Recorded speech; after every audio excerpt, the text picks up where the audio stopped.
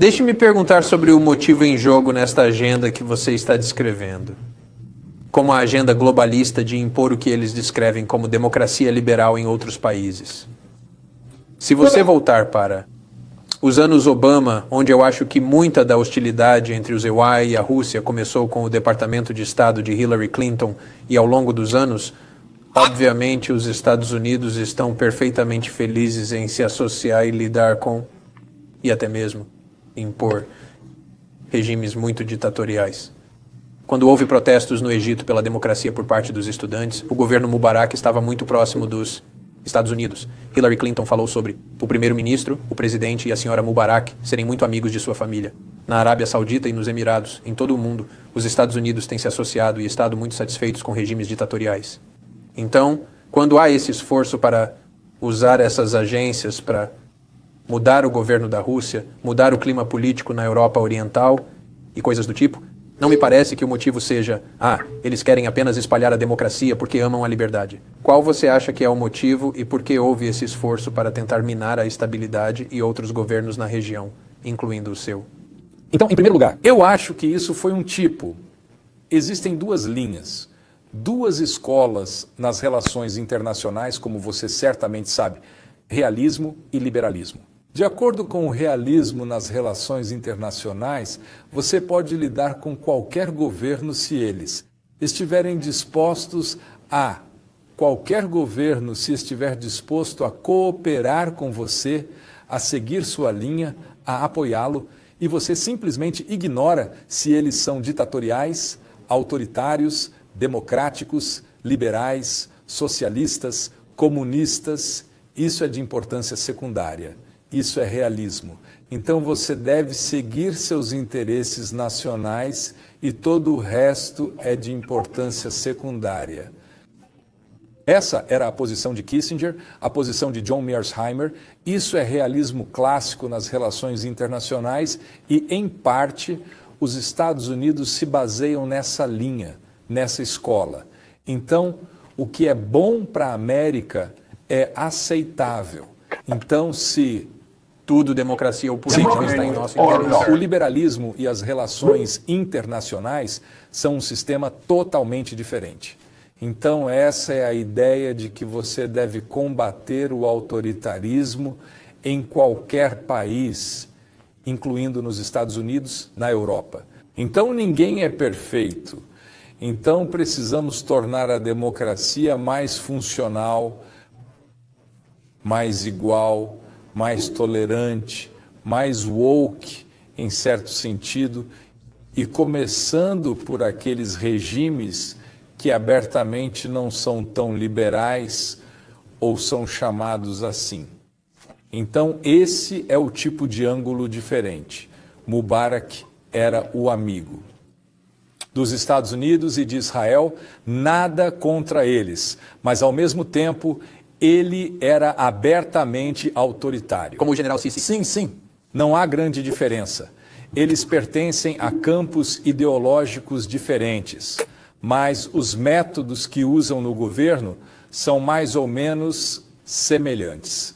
Então, o liberalismo e as relações internacionais, que é o globalismo e o liberalismo de esquerda, como chamam agora nos Estados Unidos.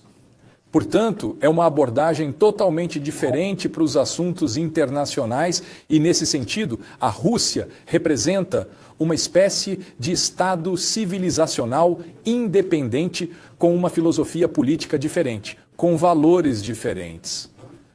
Para nós, aos nossos olhos, nós somos democráticos, mas aos olhos dos globalistas, nós somos autoritários.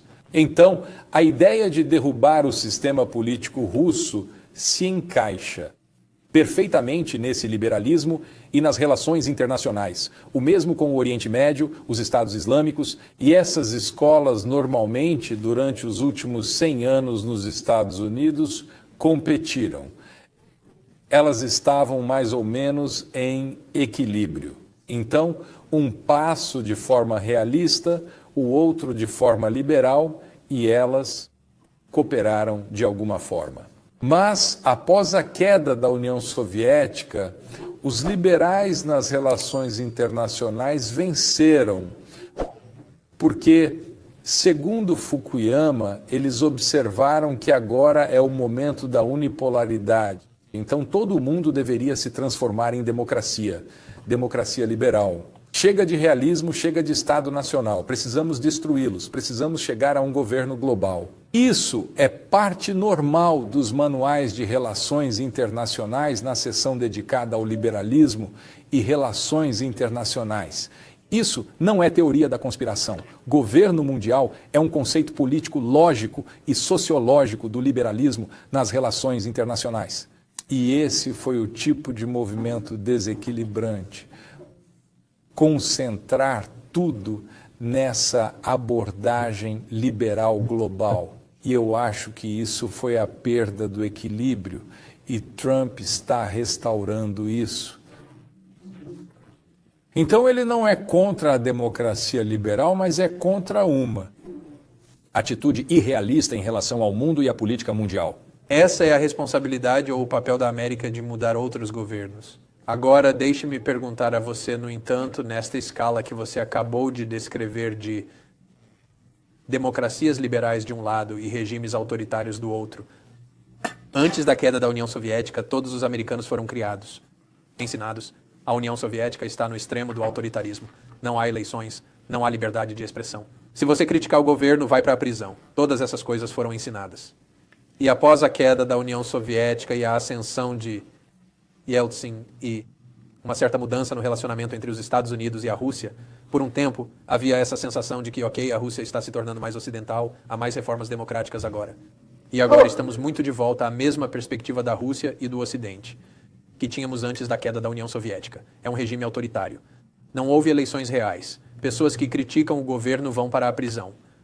Há uma repressão aos direitos individuais e afins. Nos termos, as ideias que você acabou de usar para descrever a perspectiva dos Estados Unidos, a democracia liberal está aqui, o governo autoritário está aqui. É justo considerar a Rússia mais próxima do polo autoritário? Em geral. Então, acho que quando os Estados Unidos lidaram com a União Soviética, esse era o caminho da propaganda ideológica. Havia dois sistemas competindo em escala global e culpando um ao outro por ser manipulados por grandes financistas ou ser autoritário, totalitário. Então esse foi o caminho do armamento ideológico da Guerra Fria. E havia algum sentido nisso porque a zona de influência soviética era tão grande. Então, influenciamos alguns estados na América Latina, alguns partidos políticos na Europa e na Ásia. Assim, competimos em nível global e nos culpamos mutuamente. Competimos em nível global e nos culpamos mutuamente por sermos algo ruim. Aos nossos olhos, na ideologia soviética, o capitalismo é ruim porque é exploração e tudo mais. No campo capitalista, o socialismo era totalitário e ruim. E isso não era sobre a verdade, era sobre ideologia. Agora, quando o polo soviético colapsou, havia apenas uma ideologia, o liberalismo. Isso venceu em escala planetária. Então, Ant Huntington viu muito corretamente, desde o início dos anos 90, que após o colapso de dois campos ideológicos, haverá novos atores, civilizações. Eles retornarão, eles emergirão. E eles não formarão um polo anti-ocidental ou algo como o sistema soviético, mas tentarão defender suas identidades. Elas simplesmente não coincidem com a ocidental. Portanto, precisamos fazer uma tradução dos termos. Assim, não poderíamos reduzir toda a situação a autoritarismo, seja autoritarismo ou democracia liberal. Isso é absolutamente uma violência contra as diferenças de culturas, termos. Por exemplo, Em nossa opinião, poderíamos ter autoritarismo democrático, algo assim. Porque se escolhermos por nossa livre vontade alguém que será considerado como um pai da nação ou figura autoritária, o pai. Há muitas pessoas que acham que os Estados Unidos têm isso agora com Donald Trump, por exemplo. A América experimenta exatamente isso. O mesmo dilema, a mesma questão. Você poderia, por toda a sua livre vontade, preferir algo que não deveria ser globalista, liberal, democrático. E talvez pudesse parecer também autoritário. Esses antigos monumentos, grandes monumentos de Trump já feitos, então passamos toda a nossa história fazendo enormes monumentos para nossos líderes. Então, esse não era o caso dos líderes vivos. Esse não era o caso da filosofia política, da tradição política nos Estados Unidos. E agora com Trump, você chegou imediatamente, em alguns meses, você chegou à mesma conclusão de que talvez as pessoas, a sociedade, as massas, preferissem um líder forte, um líder autoritário forte, com capacidade extra e um direito especial de mudar a situação que você considera estar em condição lamentável. Então essa é a mesma lógica. Talvez você nos entenda muito melhor agora, porque você tem uma das primeiras experiências de quão grande e quão belo algum tipo de autoritarismo democrático pode ser. Mas acho que a única diferença é que a razão pela qual Donald Trump está no poder e, presumivelmente, em alguns meses haverá um Congresso em vigor como resultado disso, é que ele venceu uma eleição livre. Os democratas tentaram colocá-lo na prisão. Os democratas tentaram torná-lo inelegível para sequer concorrer na cédula, mas falharam. Ele conseguiu concorrer e, por todos os relatos, houve uma eleição livre e ele foi escolhido. Presumivelmente haverá outra dessas nos próximos meses para o Congresso e outra dessas em 3 anos e meio para o próximo presidente. Enquanto isso, acho que esse argumento é que, bem, na Rússia, você pode dizer que as pessoas querem um autoritarismo democrático, mas não há eleições reais e, portanto, não é realmente comparável aos Estados Unidos. E quanto a esse argumento? Então, antes de tudo, eu acho que os democratas queriam manipular as eleições e roubar as eleições de Trump, precisamente porque eles tinham medo de que algo assim pudesse acontecer nos Estados Unidos, porque a vontade do povo poderia ser diferente da compreensão de como a democracia deveria funcionar de acordo com alguns conceitos liberais democráticos abstratos. E eles começaram, eu já observei uma vez, Biden disse que a liberdade é mais importante do que a democracia. Então você pode manipular a democracia se sua liberdade estiver em perigo. Então há um paradoxo interno, porque as pessoas que têm eleições livres podem votar no realismo para sua liberdade. Votar em alguém que pode ser considerado por liberais abstratos, teóricos como algo autoritário, algo que não é exatamente aquela pessoa, para alguém que não se encaixa exatamente na compreensão deles de como a democracia deveria ser, não como ela é. E assim, a democracia que poderia preferir um líder forte e um governo democrático fraco, é um fato histórico que coisas assim aconteceram na história. Os liberais estão muito receosos de tal possibilidade. E eleições livres, no seu caso, os Estados Unidos, ou no caso da Europa, é essa possibilidade aberta de escolher quem você quiser e não o que os globalistas sugerem que você deveria. Votar deveria eleger. Então, isso é uma contradição tão enraizada na própria democracia. Assim, a democracia poderia, em algumas situações, como foi a transição da República Romana para o Império Romano, quando o governo republicano estava tão corrupto, incapaz de resolver os problemas econômicos concretos, geopolíticos, militares e de responder aos desafios, que havia a necessidade popular de mudar o tipo de governo da passagem de república para império. Acho que algo assim está acontecendo. Sim, eu concordo. E obviamente você vê no Reino Unido, onde votaram para sair da União Europeia, apesar de terem sido informados pelos que você poderia chamar de globalistas, que não deveriam, você vê o surgimento de muitos partidos.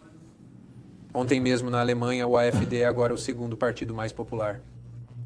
Na França e em toda a Europa, você vê a mesma coisa com a ascensão de partidos populistas, o que você poderia chamar de partidos mais nacionalistas, partidos antiglobalistas. Mas eu acho que o argumento aí é, digamos, que há uma decisão de seguir em uma direção que se poderia chamar de mais autoritária ou menos liberal. Que haverá uma ratificação democrática contínua disso, desde que você esteja realizando eleições livres e justas a cada 4 anos.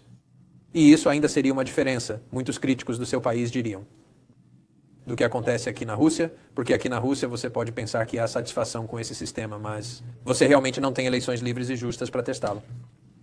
Isso é algo que é uma crítica justa à Rússia? É preciso? E você acha que deveria haver esse tipo de ratificação ocasionalmente? Então, antes de mais nada, eu não acho que tudo possa ser reduzido a esse dilema, sistema democrático ou autoritário. Existem muito mais versões das estruturas políticas do que essas duas oposições.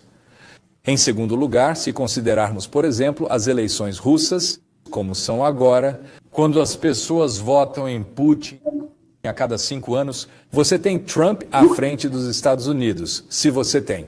Imaginemos o AfD à frente da Alemanha, Marine Le Pen à frente da França, absolutamente eleitos democraticamente, e não há um lobby globalista governando o Ocidente.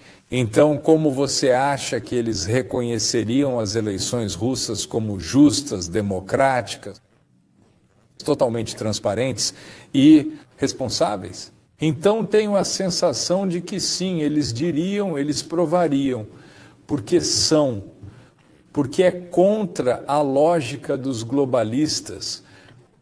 Mas as pessoas poderiam escolher e continuar a apoiar alguém que elegeram como um tipo de pai da nação. E repita isso por 4 anos. Mas você precisaria de alternativas que eles possam, não apenas controladas, mas livres. Por que deveríamos ter alternativas se estamos satisfeitos com o que temos? Mas como você sabe se as pessoas estão felizes a menos que possam permitir que eles expressem isso? Referendo, votação, e eles estão felizes, ainda felizes, e não há alternativa. E isso poderia durar o tempo que você quiser.